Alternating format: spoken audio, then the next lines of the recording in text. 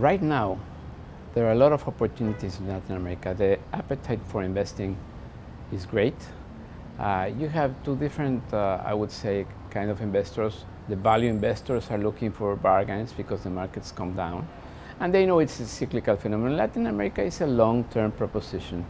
So they know, that markets are down because oil prices and commodities are coming down, but eventually they recover, and that's a good way to invest your money. The second type of investors, longer-term investors, are not currently scared by the volatility of the markets or the turbulence in the markets. They really put their faith in a Latin America that is bound to grow in the future at rates above 2.5%. I would say that Pacific Alliance, the region where we operate, is even better, because those economies have not contracted in the last year. They have been growing at healthy rates, and they're going to grow, 2.8 to 3.5. Consumption is even grow higher than that, 1.5 points above GDP growth. And that makes Latin America a very, very, I would say, good place to invest.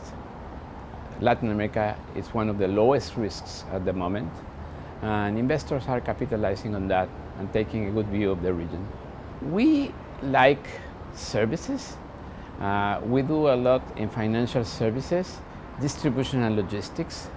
We're also looking for opportunities in education, health, food, fast-moving consumer goods, and we have gained experience in retail in the region. We think retail is very interesting, and part of this has to do with the fact that we invest in the companies, we scale them up, and then we make them regional champions or global companies, and that is why we like that type of sector specifically.